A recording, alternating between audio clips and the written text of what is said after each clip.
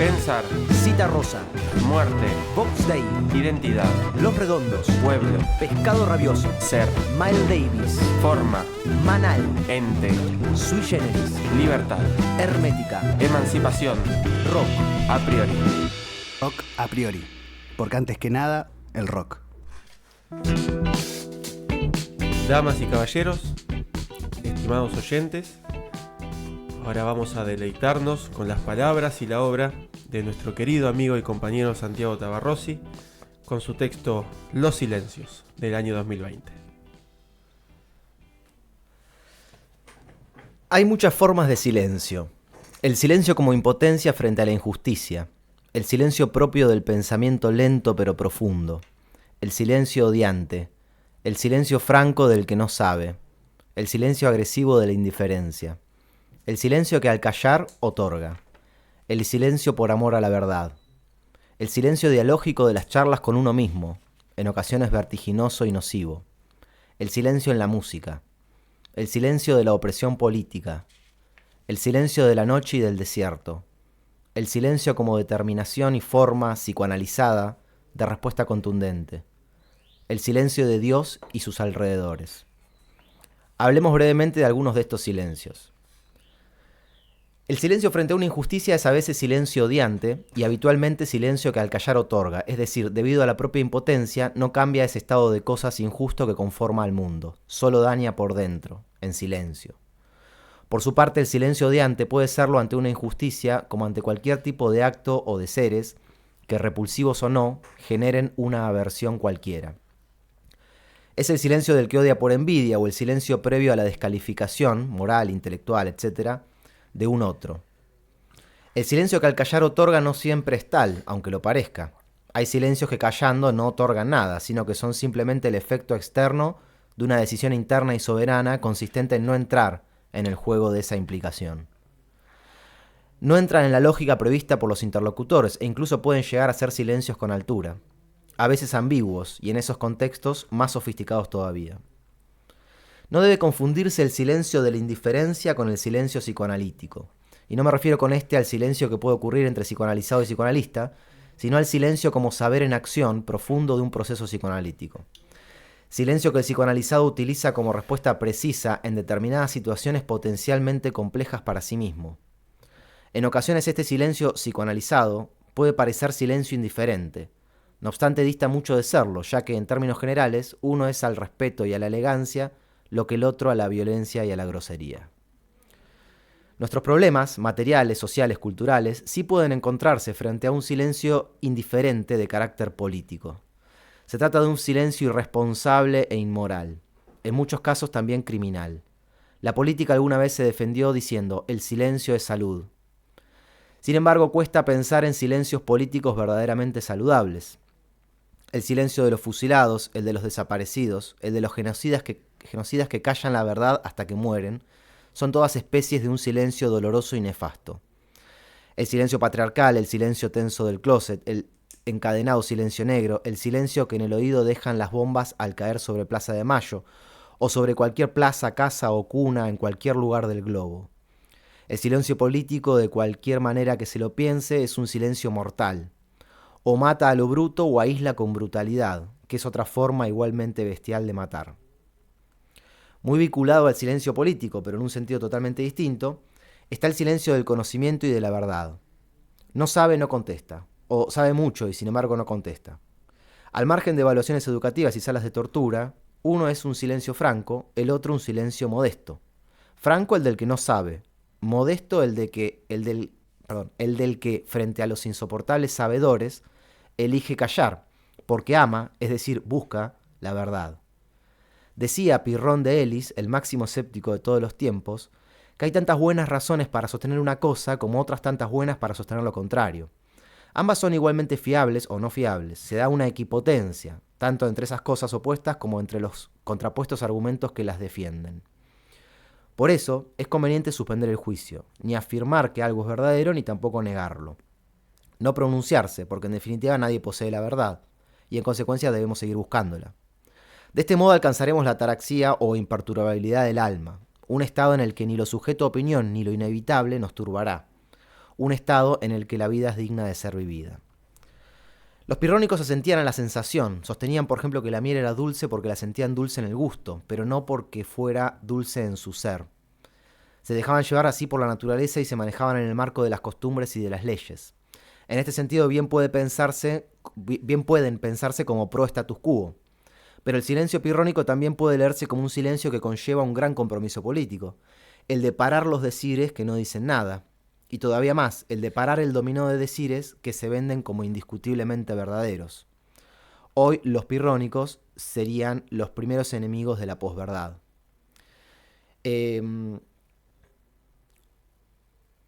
Sumemos a este grupo de notables el silencio del pensamiento lento.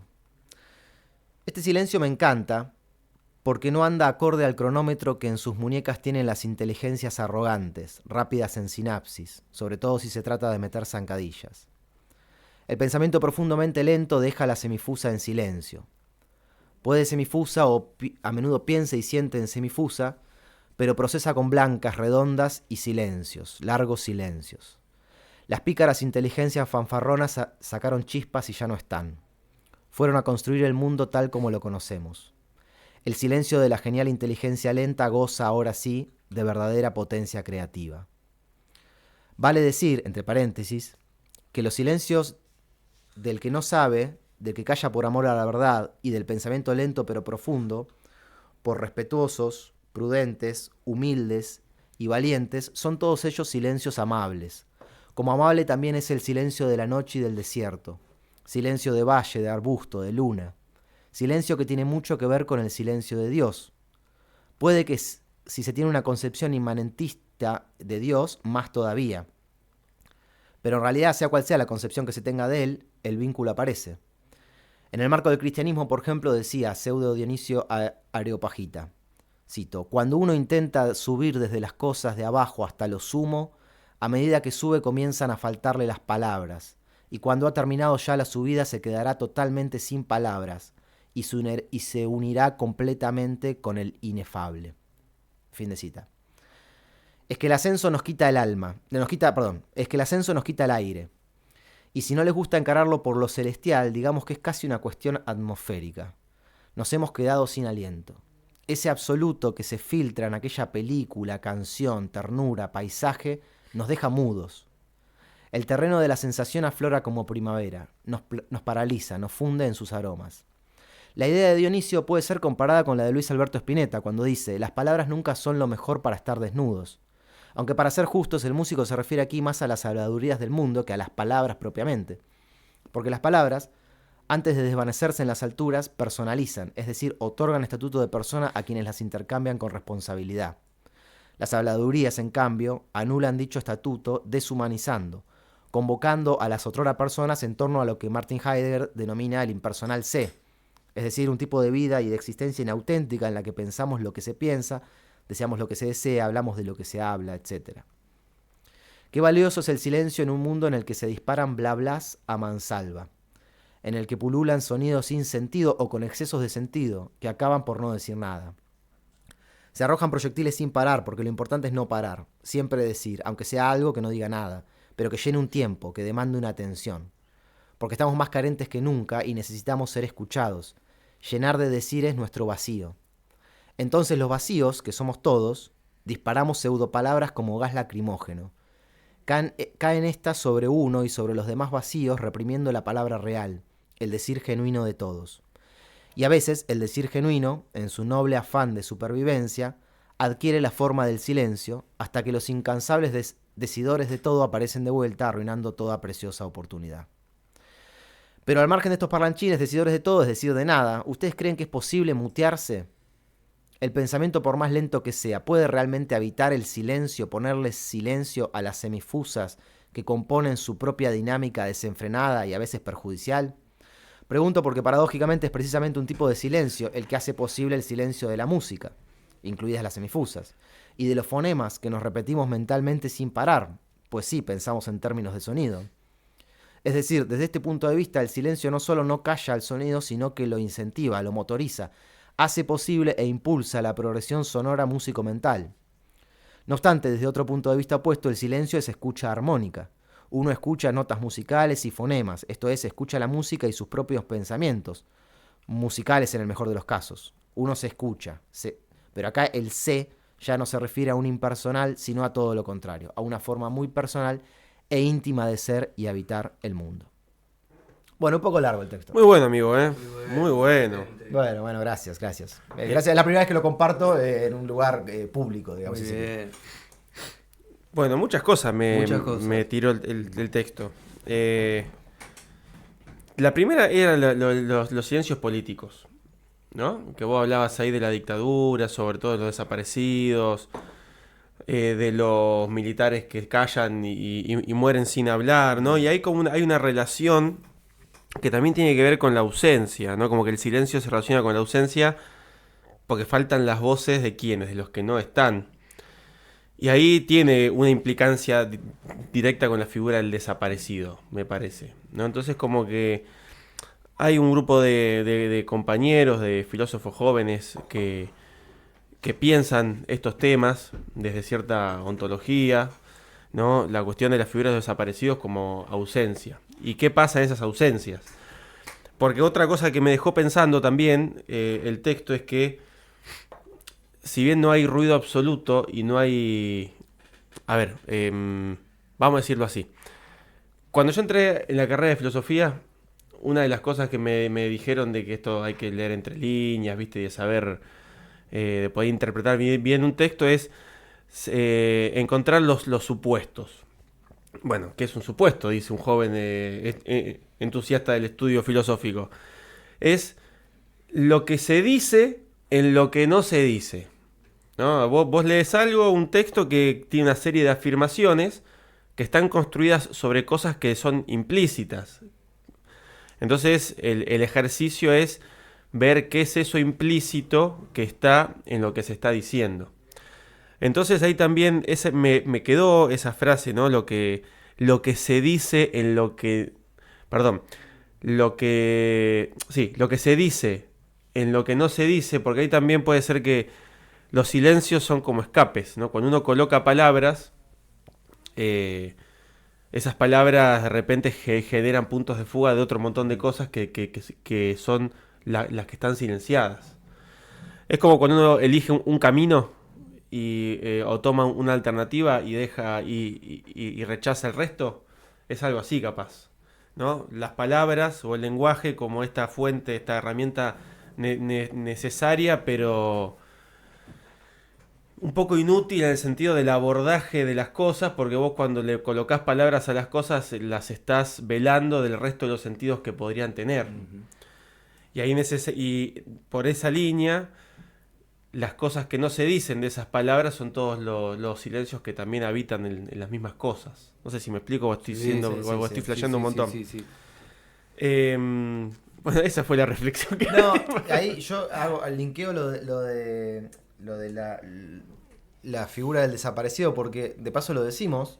La otra vez, con nosotros conocimos, o no sé si ustedes se conocían de antes, nosotros te conocimos en una reunión de Asofil, donde Cuco hizo una exposición donde habló también de esto de los desaparecidos. De hecho, habías traído la lista de canciones prohibidas, me acuerdo de eso. Sí.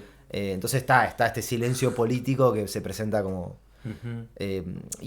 Bueno, lo que vos mencionabas después me remitía también a Nietzsche, esta cuestión de que las palabras violentan, ¿no? a la cosa, por decirlo así. Pero bueno, no sé si vos, Cuco... A mí bueno, también, como decía Gabo, muchas me disparó para varios lados.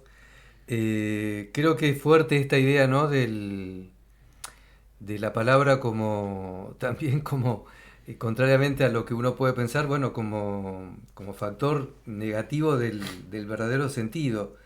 Pensaba mientras hablaba Gabo en esta imagen que tiene Lacan, lo que él llama algo así como la imagen del alfarero, en el sentido de que toda construcción lingüística, y por extensión podríamos pensar de toda nuestra vida, en el arte también es muy potente, se construye en relación a un vacío, ¿no? Entonces el alfarero construye un objeto que tiene un agujero en el medio que nunca se puede llenar con quizá el verdadero sentido, que no está en ese borde, digamos, no está en lo concreto, no está en el material, sino está en lo que justamente o se fuga o no se puede expresar, ¿no? Y eso me parece que es interesante, esta idea de que por más que haya más palabras concretas que ocurren o sonidos concretos que ocurren, quizás siempre hay un disparo para un aquello que no está, que en algunos casos, no sé si en todos, conforman el verdadero sentido, el verdadero significado, ¿no? Pensaba también en la música, hablando de esto de Asofil que estuvimos la otra vez, también en el campo de la enseñanza de la música y de cualquier disciplina, pero en este caso ya que estamos con la música, muchísimas músicas que aparecen silenciadas en la práctica educativa, que no están presentes en los currículum de las prácticas educativas, que están invisibilizadas, en el campo de toda la cultura de género. Es muy potente la producción de mujeres que no están presentes en todos los estudios, recién ahora están apareciendo, pero que en general están ausentes. En fin, infinidad de sonidos, por decirlo de alguna manera más simple, que no están presentes en la enseñanza de la música, que quedan por fuera, por distintas razones, por razones políticas, por razones axiológicas, porque no se les dan valor, porque no pertenecen al ámbito académico, por lo que fuere. Ese también es una forma potente del silencio. Bueno, nada. Sí, es grande. Es político, campo, ¿no? Sí, completamente. Ese silencio. Es ideológico y político. Claro.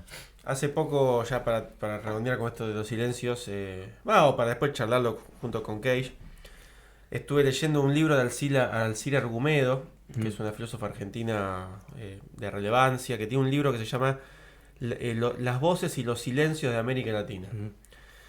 Y la primera parte es hermosa, porque ella hace como un contrapunto entre el pensamiento, lo que sucedía políticamente y a nivel de ideas en el siglo XIX en América Latina, y lo que sucedía políticamente y a nivel de ideas en Europa.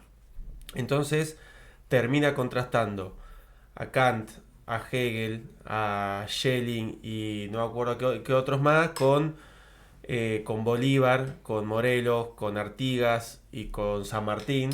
Entonces ella dice, nosotros cuando estudiamos académicamente la historia del pensamiento del siglo XIX, estudiamos a aquellos otros, ¿no? ¿Y qué pasa con estos que están acá? Que son los que nos constituyeron a nosotros como sujetos, digamos. Nosotros estamos acá en un país con un nombre determinado porque hubo alguien que peleó por ciertas ideas de independencia y no las conocemos. Ella lo dice explícitamente, fueron silenciados, ¿no? Y después entra toda esa crítica al intelectualismo universitario, que la década del 70 era mucho más ferviente que ahora, porque ahora hay toda una revisión de eso, pero se agarra de esta idea de que, bueno, hubieron voces, sobre todo las voces propias, que tienen que ver con nuestras experiencias, que fueron silenciadas para darle pie a las otras. En el siglo XIX, en América del Sur sobre todo, hubo un pensamiento pedagógico muy importante que también no se conoce por ahí a José Martí, el cubano, pero también está Rodríguez, otro... Claro, Simón Rodríguez, el maestro de Simón Bolívar. Bueno, sí. Fíjate, esos pedagogos de gran envergadura, no sé si se estudian en la Facultad de Humanidades, en la carrera de Ciencias de la Educación, la verdad lo desconozco, pero en el ámbito general de la academia no están para nada potenciados, ¿no? O ni siquiera visibilizados. Así que bueno, tal cual. Y yo hago una pregunta respecto, siempre en el marco del silencio político, pero del ámbito musical específicamente, que esta relación música académica, música popular. Sí, donde desde lo académico la música popular estaría como no tiene lugar, ¿no? Eso es lo que vos decías. ¿Cuál es esa? ¿Hay tensión? ¿Hay una revisión de parte de la música académica? ¿Hay un odio? Hay un odio marcado. Sí. Fueron ámbitos bastante privativos unos del otro, ¿no? Yo creo que a partir de los años 80, por lo menos en el campo americano, o sudamericano si querés, empezó a haber muchas más interconexiones entre lo académico y lo popular. Digamos que te digo la experiencia de las que yo conozco más, las carreras, porque ¿dónde aparece fuertemente esto? Bueno, tanto en la interpretación musical, cuando vos tenés que tocar o cantar, o en la producción, en las carreras de composición, ¿no? En ese sentido, bueno, ahí hubo bastantes como compartimentos de estancos, ¿no? De hecho, la Facultad de Artes de La Plata, la Universidad Católica, el Conservatorio Nacional, la Universidad del Litoral, pienso en estas que son las que más conozco, la Universidad de Tucumán, que tienen carreras de música académicas. Bueno, en Tucumán es muy potente. Yo siempre cuento la anécdota, en el año 2020, bueno, no quiero nombrar con nadie en particular, pero el director del Instituto Superior de Música de Tucumán inaugura una sala en el año 2020 y publica a un grupo de colegas que le puso a esa sala el nombre Ludwig van Beethoven porque era el bicentenario del nacimiento de Beethoven. Yo me quedé helado, le digo, pero ¿cómo le pusiste Beethoven? ¿Por qué no le pusiste Mercedes Sosa a la sala o Atahualpa Yupanqui? No, porque bueno, es música académica. Bueno, en Tucumán, que es un lugar donde la música folclórica, en este caso, tiene exponentes maravillosos. Bueno, más allá de la anécdota, en la Facultad de Artes de La Plata costó muchísimo que un estudiante de composición llevara a la cátedra de composición algo que pudiera vincularse con el rock, porque eso no era música clásica. Claro.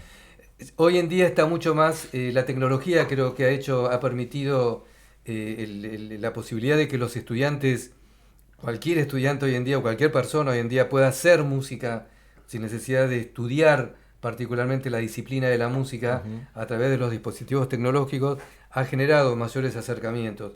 La música de cine, la música de espectáculos. Entonces hoy en día hay mayor transparencia en general en las prácticas de producción musical entre la academia, digamos, y lo popular, ¿no? Lo mismo, bueno, las experiencias de Piazzolla con Bach ya son muy famosas, el rock mismo, el rock, no sé, pienso en un grupo como Tonolec, que también tiene algunas vinculaciones con otro tipo de músicas de otra índole, con dispositivos un poco más poshistóricos, más posmodernos. Porque bueno, la música popular también sigue un derrotero que debiera estudiarse respecto a su propia discursividad, ¿no? O sea, cómo fue la historia de la música popular en la Argentina al menos, y cuál, el rock, el tango, el folclore, porque en cada una hubo distintas corrientes, digamos, y distintas historicidades, ¿no? Distintos estilos que pudieron haber. Entonces, bueno, ahí también hay que analizar qué es lo que se toma de qué y con qué tipo de música se vincula, ¿no? Ahora, pregunto, si la música popular entra en la academia, ¿no se academizaría? Y es un tema, Gabo, es un tema muy fuerte porque es un tema de cómo vos haces el estudio, desde qué lugar te introducís vos en la música. Hay algo que tiene la música académica que es la lectoescritura, o sea, la leer y escribir música, que en la música popular tradicional en general no ha tenido. En general los músicos de raíz popular son músicos, entre comillas, intuitivos, al estilo canceriano.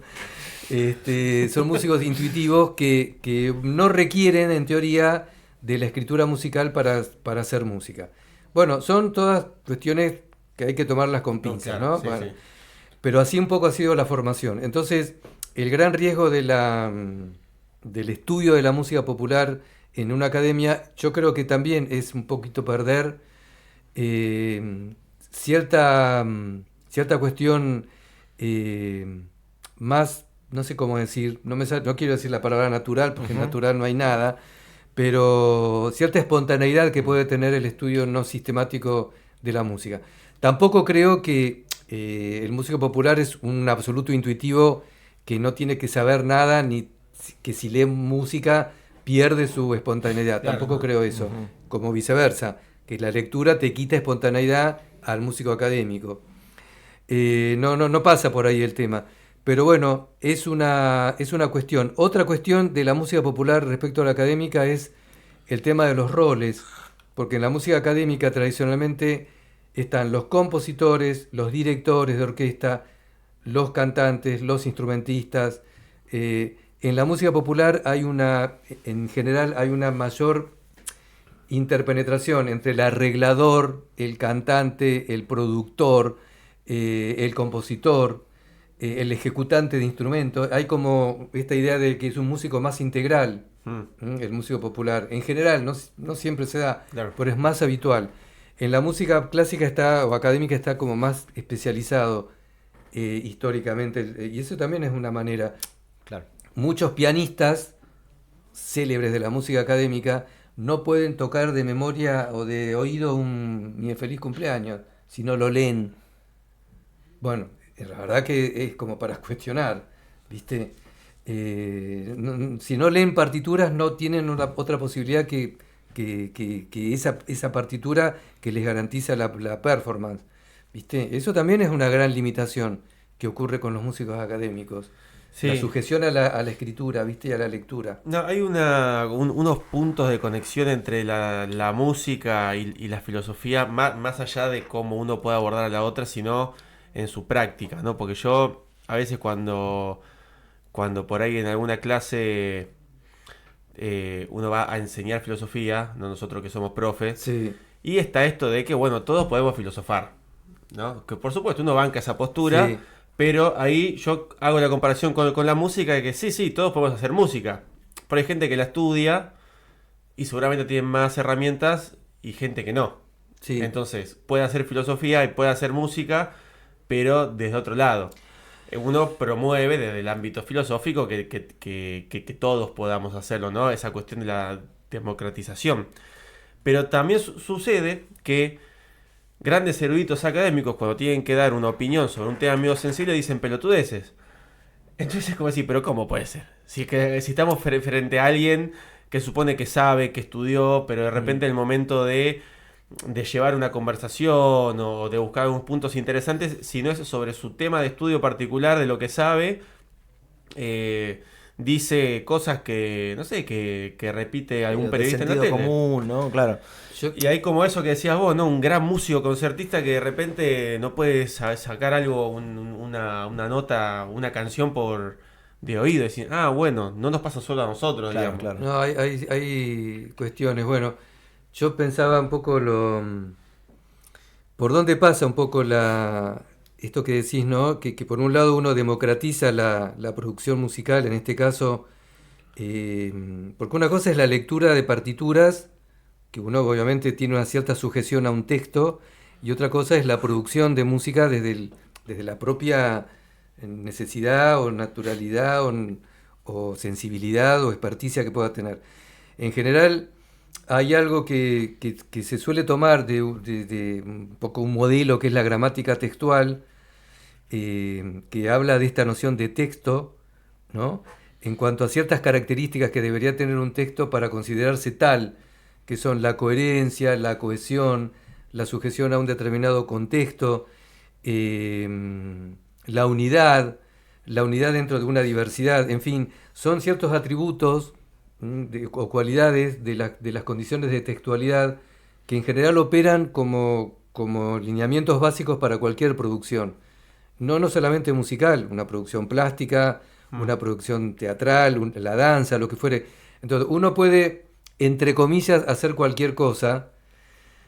Ahora, si después uno la va a evaluar desde un punto de vista estético, bueno, quizá habría que regularla desde estas condiciones de textualidad.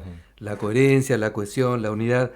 Y esto no quiere decir que todas las obras tengan que tener el mismo tipo de coherencia y de cohesión, porque para cada estética quizá tiene sus propias normas, Claro. y sus propias reglas, pero algo debería tener quizás de todo esto para conformar algo que vinculado con una producción un poco más, no sé si decir seria, consciente, profesional, ¿no? Bueno, Pero algo de sistema, algo digamos, tiene. sistémico, Claro. exactamente. Lo mismo el pensamiento. Sí, sí, sí. Creo que eso también pasa por ahí. Sí, para que trascienda el mero ámbito de la opinión. De la opinión, Claro. de la Claro, doxa, ¿no? dirían los... Claro. Porque si no es como que, digamos, la opinión de un científico no es ciencia. No, pues Claro. tiene que estar arreglada también de alguna manera. Es un tipo de lenguaje propio. Hablando de vuelta de Sí, los lenguajes, ¿no? estas ideas, ¿no? A veces volvemos a estas concepciones griegas de lo bello, bueno, verdadero. Y bueno, si bien no pensamos la belleza del arte como en el siglo XVIII, pero bueno, ciertas condiciones de lo estético en todo caso deberían seguir para que no sea otra cosa que no sea arte, ¿no? Es muy complejo porque hoy en día hay traslaciones y corrimientos y nomadismos para todos lados, ¿no? Pero bueno, en fin, para decir algo un poco más aproximado. Bien. Bueno, tenemos, creo que, qué sé yo, ¿cuánto tenemos? ¿10 minutos más tenemos? Y 10 minutitos más. ¿No? ¿Sí? Ah, bueno, está ahí. Bueno, estamos ahí estamos nos bien. dijeron que le metamos para adelante, así que una hora tiramos más. No sé si podemos ir para... ¿Vos tenías algo para mostrarnos de algún... ¿Escuchar? Sí. Sí, yo quería escuchar, porque es algo interesante de lo que decíamos hoy, de un poco del Oriente y Occidente, que es el comienzo de la primera sinfonía de un compositor interesante, porque es un compositor también mixturado, hablando de América y también de Europa, porque uno cuando, como dice Saer, ¿qué es Europa? Bueno, Europa, la verdad que habría que pensar que es Alemania, Inglaterra, Francia y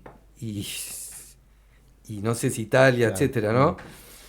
Por lo menos en el universo de lo más de la modernidad. Pero bueno, también hay una Europa del Este muy potente, y en este caso este compositor que es Gustav Mahler, un compositor nacido en la actual Checoslovaquia, educado en Austria, judío, mezcla una especie de gran cantidad de mixturas raciales en el sentido de culturales, y bueno, es un compositor muy de fin de siglo, muy heterogéneo en su producción, y en su primera sinfonía, que es de los años 1880, él nació en 1860, muere en 1911, comienza su sinfonía con esta frase: como sonido emanado de la naturaleza. Dice él, vamos a escuchar unos violines muy agudos que tocan una nota la, unos armónicos de violín, que de alguna manera para Mahler representan la irrupción del sonido en un silencio, en una naturaleza dormida, en una naturaleza inerte, si cabe el término, donde irrumpe justamente un sonido casi elemental, ¿no? Hablando un poco de estas vinculaciones de sonido-silencio, Sí. por lo menos desde este lugar donde Mahler lo concibe. Vamos a escuchar, qué sé yo, un minuto o dos quizás de la... Ahí va.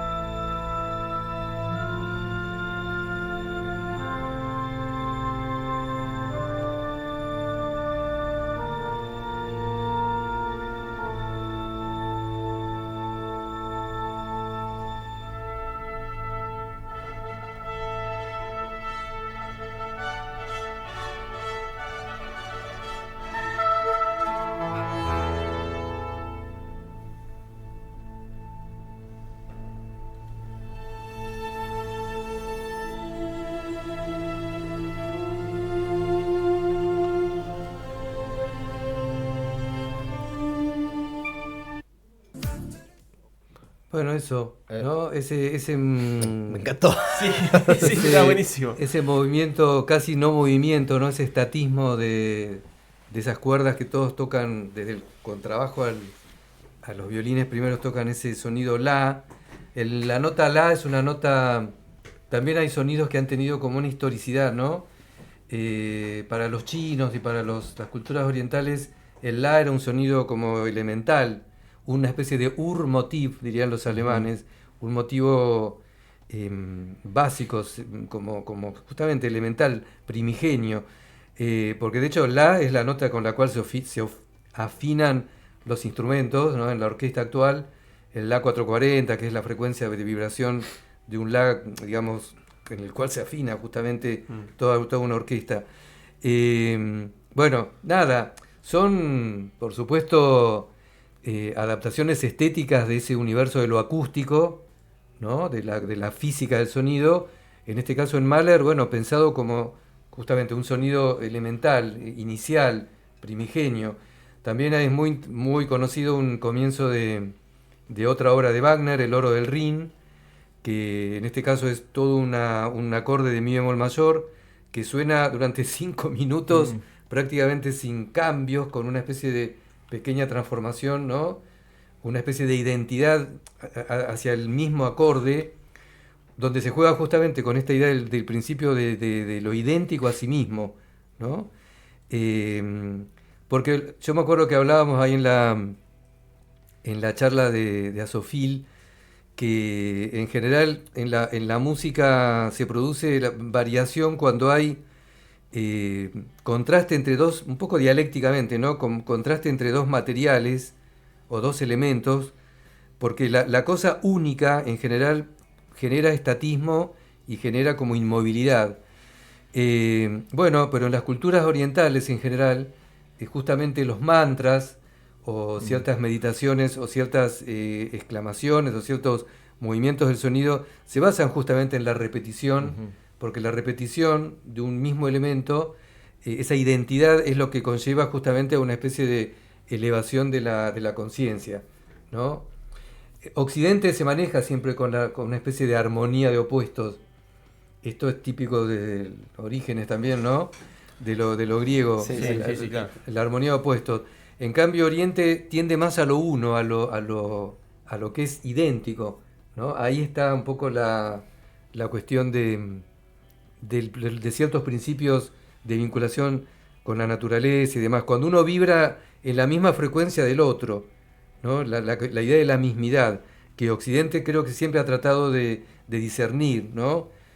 Blanco, negro, alto, flaco, varón, mujer, no sé, esta idea de lo diferente. Oriente, en cambio, ha tenido más una cierta cuestión identitaria de lo uno. Bueno, con el logo del Yin y el Yang queda medio marcado Claro, eso, ¿no? exactamente. Que hacen esa forma circular perfecta con la complementación. Claro, la cosa de los complementaria. Sí. Bueno, bien. Ahí por ahí también más que de... porque nosotros hablamos desde el mundo occidental, desde opuestos y desde binarismo, pero ahí cabería otra idea que es la del dualismo, ¿no? Como creo yo, porque Sí. también algunos estudios sobre culturas americanas, sobre todo precolombinas, juegan mucho con estas cosas duales, la doble cara de lo mismo, ¿no? O las deidades que tienen estos dobles principios, el femenino y el masculino. Porque me parece que, a diferencia de Occidente, porque me quedé pensando, es cierto, el Yin y el Yang presenta esto del... Bueno, ahí está en el I Ching también, ¿no? Los hexagramas, el primer hexagrama que es lo creativo, que es el Yang, y el segundo hexagrama que es lo receptivo, que es el Yin. Hablando en otros términos, el Yang es el Sol y el Yin es la Luna, ¿no? Entonces, recordemos en Occidente el poder que ha tenido el Sol. Sí. En las banderas, siempre hay soles, en las banderas de Oriente hay lunas. Bueno, eso es interesante. Mirá, también, sí. desde qué lugar se aparecen las fuerzas de la naturaleza. Pero en Oriente también hay dualismos, pero habría un dualismo complementario, como que uno sin el otro no funcionan. Claro. En Occidente pareciera que los dualismos son más oposicionales, ¿no? Eso es como para... Bueno, tendríamos que estudiar sí. cada caso y cada disciplina. pero me parece que ocurre algo diferente con el concepto de dualismo. Bien. Bueno, yo quería volver un poquito al tema de Cage, porque nada, nos fuimos, empezamos Sí. a hablar. Esto sucede en nuestros programas, uno empieza a hablar y se va por las ramas. Como corresponde, muy bien. Pero para preguntar esto de la cuestión de que vos habías mencionado que Cage fue un vanguardista. Sí. O sea, una vanguardia es como un grupo de personas, digámoslo así mal y pronto, que la ve frente a otro grupo que no la ve. Entonces como que va un paso adelantado conduciendo un proceso. ¿En qué sentido vendría a ser una vanguardia Cage? Porque él aparentemente estuvo metido o tiene muchas influencias o ha influenciado a muchos estilos, a muchas escuelas. O sea, evidentemente fue un tipo relevante. Pero ¿cómo se produce eso? ¿A través de alguna obra que él hace que rompe ciertos esquemas, de una crisis que ya estaba previa y que él viene a patear el tablero y repartir de vuelta? ¿Cómo es? ¿Por qué lo ubicaríamos como un vanguardista? Sí, él hay un librito interesante que se llama La teoría de la vanguardia, de Peter Burger, que el autor analiza a ver qué características debería tener una vanguardia para ser considerada tal. Vanguardia, como bien decís, implica siempre un movimiento de ruptura, de corrimiento de una norma, ¿no? de un estándar, de una tradición. Es antitradicional, es anticonvencional. Según Burger, las vanguardias son urbanas, son antisistémicas, contrarían a un sistema de reglas o un sistema que es organizado tanto desde la producción como desde la recepción. Según la teoría de la recepción, la vanguardia se corre el horizonte de expectativas, en el sentido que vos no podés imaginar. Por eso se dice eso no es arte, Claro. eso no es música. Bueno, porque vos tenés un determinado constructo interno de qué es algo y qué no es nada, digamos, o qué es otra cosa. Y bueno, la vanguardia se corre de ese horizonte. También, según Burger, la vanguardia no es representativa, no es figurativa. La vanguardia tiende a la abstracción, tiende a correrse del nivel representacional de la realidad, no copia la realidad, sino que inventa imágenes, digamos, ficcionales completamente inéditas. Sí, en ese movimiento de querer salir de lo ya constituido tiene que inventar figuras y símbolos nuevos. Claro, entonces no trabaja con la representación, no es parecido a... Bueno, entonces esa es otra cuestión. Bueno, un poco, no recuerdo otras, pero estas serían un poco las más características. Y en ese sentido Cage, bueno, cumple con todas estas cuestiones, ¿no? de un corrimiento de todos los patrones previsibles de lo que es la música. Entonces la música no es solamente la música de los instrumentos, la música puede ser de cualquier objeto, los espacios de producción no necesariamente son los teatros, puede ser la Quinta Avenida. ¿Quiénes son los productores de música? No necesariamente son los músicos, pueden ser personas comunes. ¿Con qué hacemos música? Bueno, justamente también con otros objetos que no son los instrumentos. ¿Qué grafías utilizamos en las músicas? Utilizamos otras grafías. ¿Cómo tocamos los instrumentos? Podemos tocar los instrumentos de cualquier manera a como se estaban pensados por la tradición. ¿Qué sistema musical uso yo? No utilizo el sistema tonal, no utilizo necesariamente el dodecafonismo, utilizo sistemas completamente alternativos y no referenciales. En fin, hay corrimientos múltiples en la obra de John Cage. Para algunos, John Cage es un posmoderno.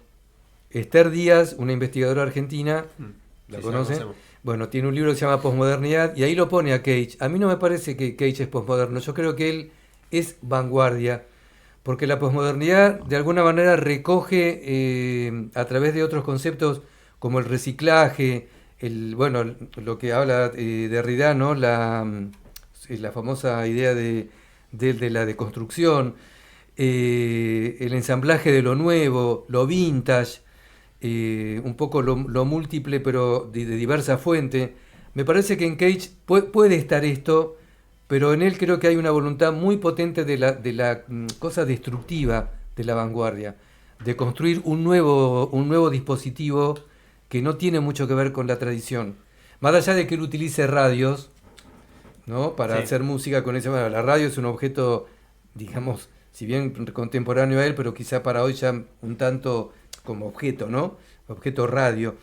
Pero me parece que en él siempre hay una necesidad destructiva de romper, ¿no? las condiciones de producción y de recepción, también de escritura, ¿no? De objeto, partitura y demás, completamente distinto, que lo hacen vanguardia, lo hacen ruptura, te hacen salir de tu punto de referencia, ¿no? La obra de Cage siempre incomoda, es una obra que cuestiona, que pregunta, eso es fuertemente vanguardista. Hay un grupo con el cual él trabajó, que es el grupo Fluxus, un grupo de músicos estadounidenses, bueno, que tienen unas experiencias, sería bueno que las podamos conocer, donde ellos trabajan de una manera completamente dada, con cualquier tipo de objeto, generando una fuerte ironía, parodia, burla, descreimiento, ¿no? Por todas estas condiciones de producción de la obra, sobre todo la obra académica, porque Cage en esta obra 4 minutos 33 segundos también se burla de la academia. Ese pianista que se sienta, que se ha sentado durante 300 años frente a una partitura y tiene que leer obedientemente lo que un compositor escribió, y él dice, no toca nada, toca, qué sé yo, hace como que toca. Hay una puesta en la ironía de ese poner entre paréntesis toda esa producción endiosada de los compositores académicos. En ese sentido es una vanguardia la Claro. de Cage, ¿no? ¿Y eso se da por algún fenómeno histórico-cultural o porque Cage apareció? No, él tuvo estudios muy profundos con Schoenberg en Alemania, en Austria. Schoenberg lo echó, lo sacó medio porque decía que era muy mal alumno de armonía. Él era muy rebelde con todas las enseñanzas de Schoenberg. Esto ocurre, pensemos en los años 30, más o menos, ¿no? Porque Schoenberg inaugura esta corriente del dodecafonismo en 1925. Así que Cage era muy joven y se aparta de Schoenberg y él se vuelve a Estados Unidos. Y bueno, la verdad que ahí hay toda una producción inédita en Estados Unidos. A partir de los años 40 se puede decir que la vanguardia en las artes y en la música en particular se corre a Estados Unidos. Con la Fundación Guggenheim, que empieza a potenciar a nuevos artistas como Jackson Pollock, el pintor, bueno, Truman Capote en la literatura, en fin, hay una especie de nuevo arte estadounidense que también va a tener cabida acá en la Argentina y en América del Sur en general, con algunos compositores como Juan Carlos Paz, Alberto Ginastera, antinómicos ellos, ¿no? Ginastera siguiendo a cierta cuestión folclórica como base, mientras que Paz es un compositor mucho más abstracto, digamos. Pero bueno, la idea de Cage, junto con Morton Feldman, con Henry Cowell, que inventa la técnica de los clúster. Los clúster son racimos de sonidos que se tocan, por ejemplo, en el piano, apoyando todo el cuerpo y generando un sonido completamente estadístico, donde no tenés sonidos puntuales. Bueno, etcétera. Otros compositores que generan la llamada Escuela de Nueva York, que arma todo un tipo de música completamente diferente a la música europea, donde esta idea de la distancia, del sonido largo, como decía un profesor mío del Festival de la Nota Larga, sonidos muy espaciados, sonidos a veces completamente inocentes, también ingenuos para lo que es la música académica, aparecen como formas de producción. Otra técnica de Cage es la del piano preparado. Él en el teclado del piano también es una especie de agresión a ese instrumento sagrado por la música académica que es el piano. Bueno, introduce en el medio de las cuerdas corchos, gomas, objetos diversos. Entonces él pone una partitura que es como si fuera una sonata completamente tonal, pero cuando uno toca suena cualquier otro instrumento menos un piano. Que él también tiene una inspiración en la música oriental, en los gamelan, que son orquestas del sudeste asiático, armados por xilofones, metalofones, Entonces él busca una sonoridad también vinculada a lo oriental. Yo creo que cuando Esther Díaz, sin haber leído lo que dice ella, pero cuando debe referir a que es posmoderno, debe ir por ahí, ¿no? Porque hay como una intervención en el sonido para hacer una cuestión más performática, que es bastante de la posmodernidad. En ese sentido, lo performático podría ser, sí. Y es algo es una obra que se aprecia en el momento de su ejecución. Y ya está. Y cuando se ejecuta de vuelta es otra obra distinta. Sí, sí. Entiendo por lo que contás que debería ir por ahí. Puede ser. Su crítica. Puede ser. Sin leer el artículo de Esther Díaz. Sí, puede ser. Pero conociendo a los posmodernos. Pero, bueno, digamos que en ese sentido él se incluye en esta idea de la vanguardia, ¿no? Por esta idea de la invención, de la innovación. También trabaja con Trisha Brown, una coreógrafa, y con su pareja de Cage, que es Merce Cunningham, que también es un coreógrafo, donde ellos hacen unos disparates.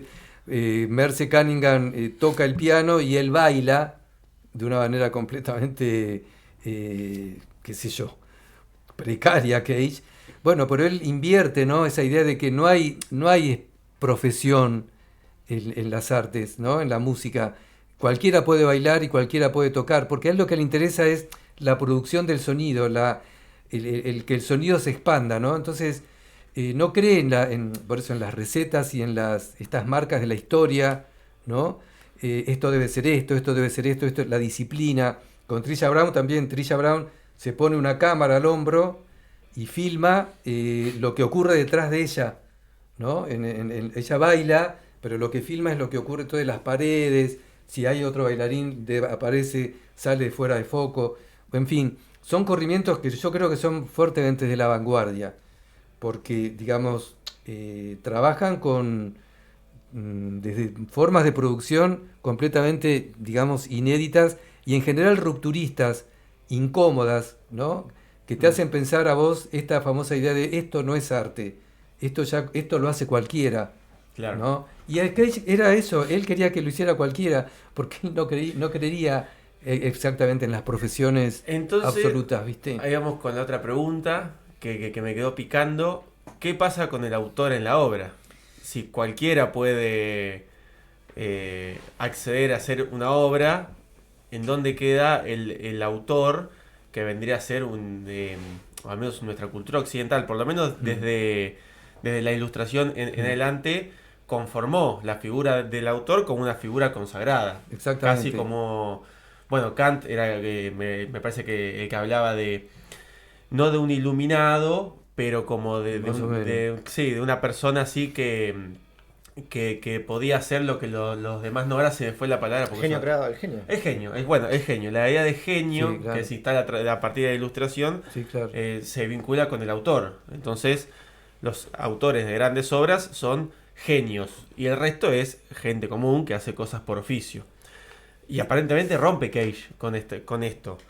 Y te quería preguntar, porque el debate sobre el autor, qué rol tiene el autor, es un debate del siglo XX, que han dado algunos filósofos como Roland Barthes, claro, o Michel Foucault, ¿no? Claro. ¿Qué pasa con qué significa ser un autor, rompiendo con esta idea de la modernidad, de la Ilustración? No sé, hay una, qué sé yo, te digo por principio, hablando de música al menos, ¿no? Sí. Hay un autor alemán, Karl Dalhaus, es un investigador, filósofo, musicólogo, un librito que se llama Fundamentos de Historia de la Música. Él consagra de una manera luego crítica al autor, al compositor, sería en el caso nuestro, como el sujeto de la historia de la música. El sujeto en términos lingüísticos. El sujeto, sí, es el que hace la acción. Entonces, todas las acciones derivadas de un autor son emergentes y como por derivación o por emanación, si querés, de ese autor. Entonces, el autor crea una obra, entonces en esa obra plasmada en un dispositivo que se denomina partitura, con un soporte gráfico que es una partitura, llega a un intérprete que tiene que interpretar, tocar, ejecutar, cantar o producir una música, y las operaciones que genera ese intérprete son idénticas a las esperables por el autor. De modo tal que hay una transparencia absoluta entre el autor y el intérprete. Y en consecuencia el auditor, porque el auditor también escucha, Claro. a partir de un X intérprete, las mismas ideas que tiene el compositor. Bueno, esta línea, que es una línea que va directamente de un sujeto único a un activo, a un ente pasivo, que es el receptor, bueno, está transgredida fuertemente en toda la teoría de la recepción, a través, bueno, del concepto hermenéutico, digamos, del concepto de la interpretación. Cuando Foucault dice las palabras y las cosas, que en la ilustración, digamos, o en toda la etapa previa del gran racionalismo, esto se explica así, y en el siglo XIX se reemplaza por esto se comprende cómo, Claro. hay un enorme marco para la interpretación. Hoy en día podemos suponer que cuando hacemos música de autor, ¿no? Porque tenemos que pensar que no es lo mismo la música clásica escrita por un autor particular, una partitura, que una improvisación que ocurre en el campo del jazz, donde bueno, hay un autor compartido que es el propio ejecutante y hay una puesta en común, ¿no? O en otras experiencias de la música académica también, pero en general en esto de la música académica, el autor, el compositor, interpretado, bueno, hay otro autor que se llama Naties, ¿no? Que habla de lo que se llama actualización hermenéutica, en la cual el que está, digamos, el verdadero compositor es el intérprete, porque ese intérprete está, digamos, algo así, el que se está interpretando es el compositor a través de ese intérprete. Sí, sí. Está transgredido el concepto. Hay una enorme, digamos, actividad en el intérprete respecto casi, digamos, a una pasividad del compositor. En todo caso, hay una idea de ida y vuelta. No hay autor posible sin un intérprete pero no solamente que lo repita en términos de como si fuera una fotografía, ¿no? Sino que pueda dar cuenta de una serie de operaciones técnico-estéticas, ¿no? Que bueno, que el intérprete las hace propias. Digamos que no sería mejor intérprete aquel que ejecuta tanto a Beethoven como aquel que se interpreta a sí mismo a través de Beethoven, ¿no? El que se está interpretando es el propio intérprete. Beethoven es una excusa para hablar de su propia posibilidad interpretativa con ese texto original. Entonces el autor, pensando en el concepto de obra abierta también, bueno, es alguien que crea realmente que crea un objeto, llamémosle, pero que es pasible de ser interpretado de maneras muy diversas. Eco también tiene los límites de la interpretación, un texto, ¿no? Sí. En el sentido de que no vale todo. Yo no puedo, si voy a tocar la sonata Claro de Luna de Beethoven, decir, no, yo en vez de Claro de Luna toco el tango La Comparsita. Algo tengo que tocar, algo tendría que respetar de ese código que recibo de un compositor. Pero es ilusorio pensar de que vos lo haces fotográficamente, o que vas a interpretar realmente las intenciones de Beethoven, porque las intenciones de Beethoven se plasmaron en el 1700 o el 1810, y estamos hablando de un intérprete del 2024 donde las condiciones acústicas, su condición de individuo social, individual, son completamente diferentes. Entonces sería imposible retrotraerse a las condiciones de producción y ejecución de Beethoven en 1810. Entonces, esa idea de que interpretamos al autor, dicho así, resulta una falacia. Claro. Nos interpretamos a nosotros mismos a través de su obra. A través de su obra. Y por eso hay grabaciones. No sabemos cómo es la historia de la interpretación musical, académica al menos, porque, bueno, de lo popular creo que tampoco, porque nos faltan testimonios grabados de cómo tocaba Mozart, cómo tocaba Beethoven, Claro. cómo tocaban los músicos de esa época. Y así nacen los clásicos, ¿no? Son estas obras que nos permiten reinterpretarnos en el tiempo actual. Claro. Porque si no fuera todos solo folletines del momento, y tanto en la música como en la literatura uno sigue leyendo, no sé, a Platón y a Aristóteles porque, Claro. no sé, evidentemente algo tienen para decirnos hoy en día. Y parece Sí. que cae en este mismo movimiento, ¿no? De de que la obra es una excusa o es un camino para terminar tratando de entender lo que pasa en el momento. Claro, nos habla de hoy. Dice, creo que es Marshall Berman, me parece que es ahí en el librito aquel, todos los sólidos se desvanecen en el aire, no sé si es en ese, que dice, todo intérprete habla en la medida que la obra le está hablando de su propio mundo. Claro. Si no hacemos como una especie de museo, Sí, como claro, que sí. estamos leyendo músicas. Bueno, eso pasa en las... Bueno, perdón si me extiendo un poquito. Pasa en la enseñanza de la música clásica, a veces con estudiantes muy jóvenes, chicos jóvenes, adolescentes, chicos que estudian obras, repertorios muy complejos de autores clásicos y no quedan en su patrimonio personal. Vos les decís al año siguiente, che, tocá la obra que tocaste el año pasado. No me lo acuerdo más, me lo olvidé. Claro, era para probar el examen. Era probar ¿no? el examen. Bueno, eso mira, responde a una duda que me había surgido en el programa anterior cuando vos habías dicho que diste clase de música del siglo XIX. Sí. Y yo me quedé pensando, bueno, en un momento le voy a tirar esta pregunta de por qué aprenderíamos música del siglo XIX. Y me parece que ya medio que la estás respondiendo, ¿no? Claro. Se aprende quizás alguna música determinada con un enfoque que nos permite interpretarnos a nosotros en algún punto. Sí. Digo, sí, como sí. para armar una respuesta que nunca diste, pero bueno, como... Sí, yo te digo que me pregunto todas las clases de historia en la facultad, ¿Qué estoy haciendo? ¿qué estoy haciendo dando otra vez Beethoven? ¿Viste? Bueno. Pero bueno, tratamos de ver algo, de rescatar algo de la producción desde el punto de vista un poco situado en esa época, pero lo más importante es la resonancia que puede Sí. tener en el hoy, ¿no? Bueno, ahí creo que es importante también el tema de la tradición, Claro, ¿no? Porque uno también se permite interpretar desde su pasado cuando tiene Claro. una tradición viva que le pueda hablar.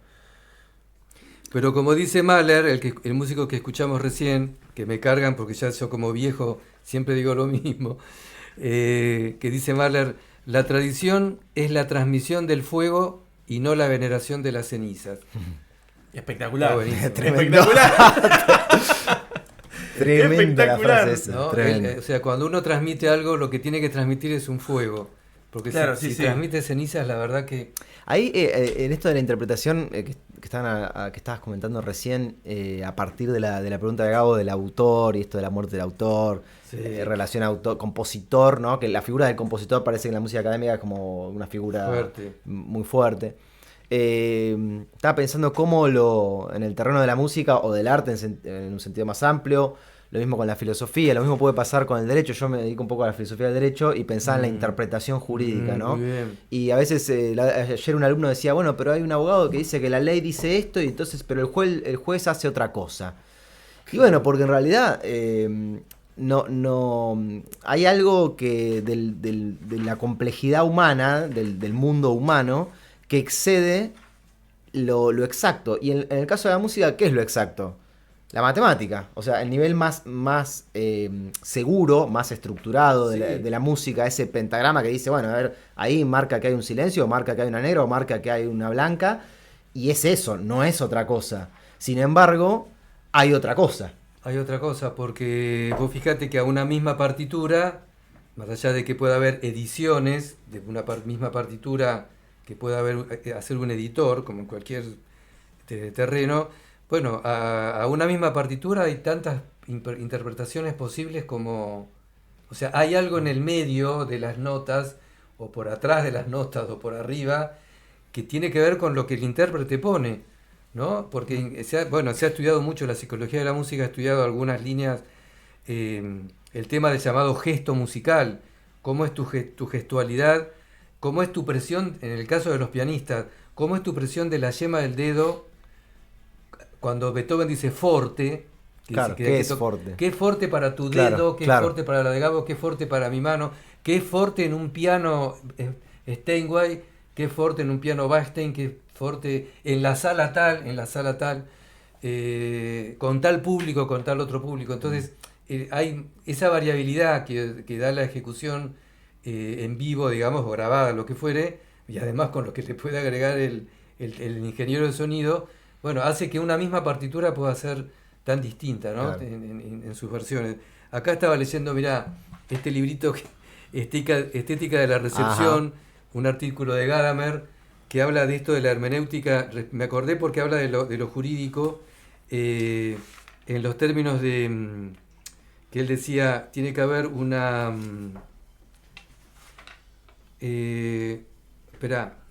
una explicación, una comprensión, una explicación y una aplicación.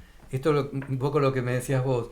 O sea, todo proceso hermenéutico, que en este caso el abogado dice una cosa pero el juez dice otra, estaría hablando de una aplicación de de una determinada norma, Sí. de acuerdo, bueno, a un criterio que tiene en este caso el juez.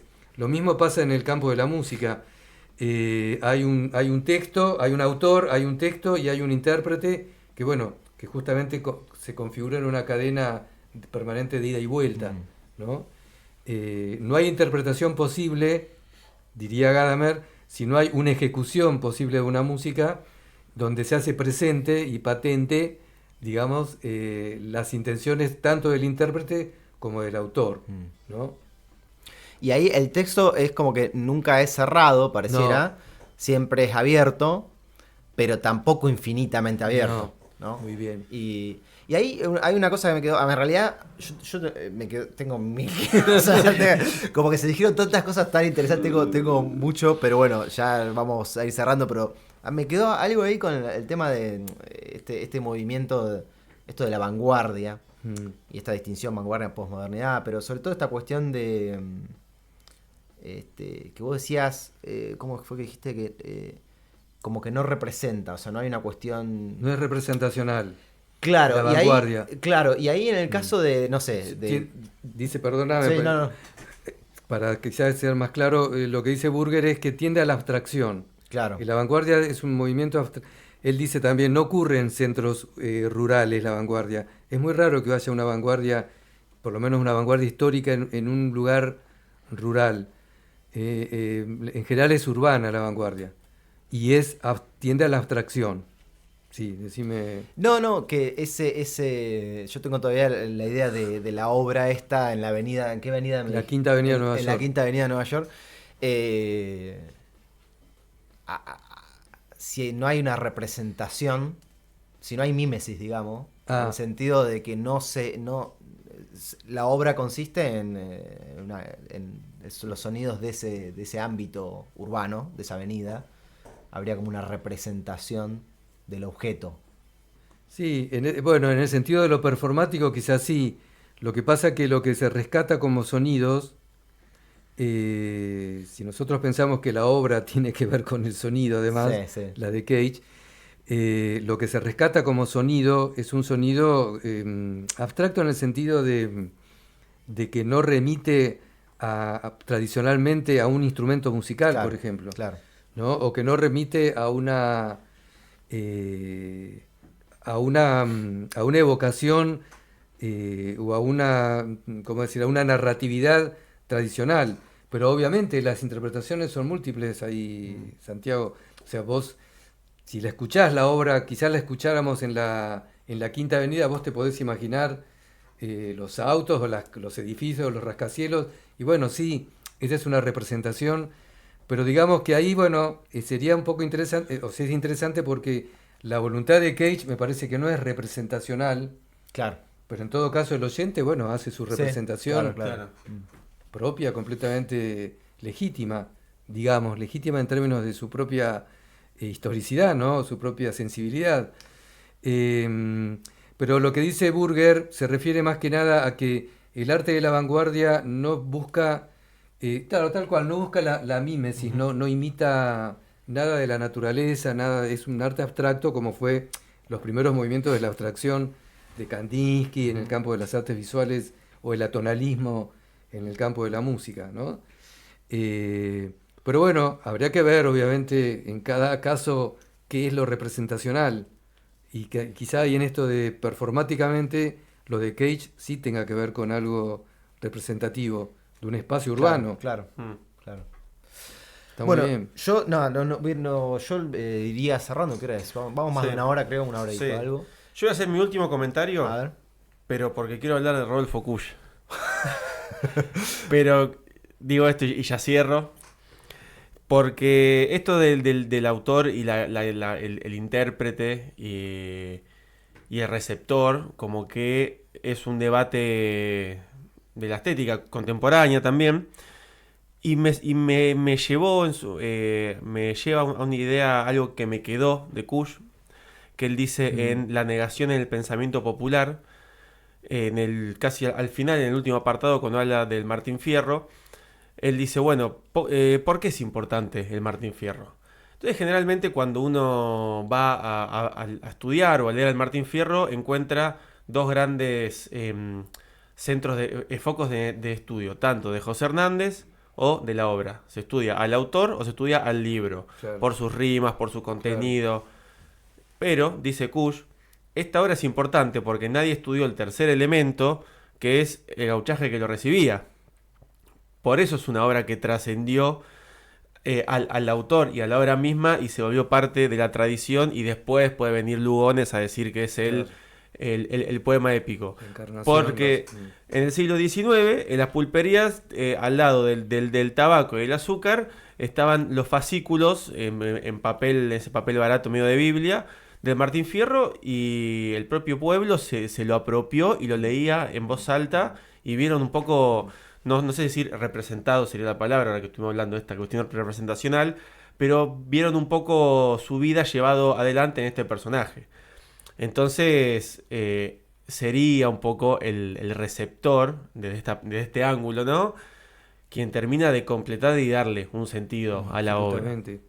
Por eso esta pregunta sobre el autor Sí. y demás, ir trayéndolo para el lado de que la obra, más como motivo para conocernos a nosotros mismos, que nada, me fue saliendo bien porque yo quería cerrar con con la cita de Kusch. Igual Bien, esa, la muy del bien. fuego y la ceniza, era espectacular para cerrar. Tenés que seguir repitiéndola, aunque te digan que sos viejo por eso, porque la verdad que es espectacular. Sí, porque bueno, interesante, ha habido a lo largo de la historia muchos músicos que han sido muy famosos en su tiempo, que digamos que fueron recepcionados por sus públicos de una manera tremenda, y luego la historiografía medio los olvidó, ¿viste? Entonces, bueno, eso también es muy interesante, o sea, cómo es la recepción en la época de la Claro, producción, y cómo ha sido esa, digamos, transformación o evolución, si cabe el término, a lo largo de la historia. Bueno, Cuco, ¿cómo la pasaste? Me encantó, me viene Qué bueno. bárbaro porque mañana tengo que dictar el seminario de análisis, así que fue como... ¿Cómo se llama el seminario? La verdad que nunca me acuerdo muy bien, porque es un nombre complicadísimo. Seminario de metodologías críticas de análisis musical, algo así, en la Universidad de Rosario, es en la carrera de música de cámara. Es online, así que me vino bien porque es como un ensayo de cosas que podamos hablar mañana. Ah, bueno, somos muy unos bien. privilegiados Ah, entonces. sí, Me sí. encantó porque, bueno, completamente identificado con las ideas de ustedes y, bueno, nada, yo también como ya grande los admiro que hayan tenido estas carreras y que, bueno, estén instalados en este lugar del conocimiento, ¿no? Y de la profesión y de la enseñanza. Y nosotros Buenísimo. estamos entre la universidad y el bar, digamos. Tenemos un episodio que habla del Me bar. encantan, porque además son formas también nuevas y medio poshistóricas, ¿no? De hablar del conocimiento y en qué lugares está, ¿no? Y de qué manera se vincula con otros géneros, como en este caso la música y el rock. Genial, porque ¿quién pensaría que un filósofo se va a estar hablando también a la par del rock? Bueno, sin embargo es posible. Eso me Y parece es lo que nos maravilloso. gusta. Por suerte, todas estas tecnologías nos permiten un poco Claro, eso. claro, buenísimo. Bueno, Cuco, muchas gracias, Gracias por a venir, ustedes. por Un placer, participar, realmente. y muchas gracias a la gente del otro lado por darle sentido a esta obra que estamos haciendo acá. Nos vemos. Bueno, Gracias. adiós.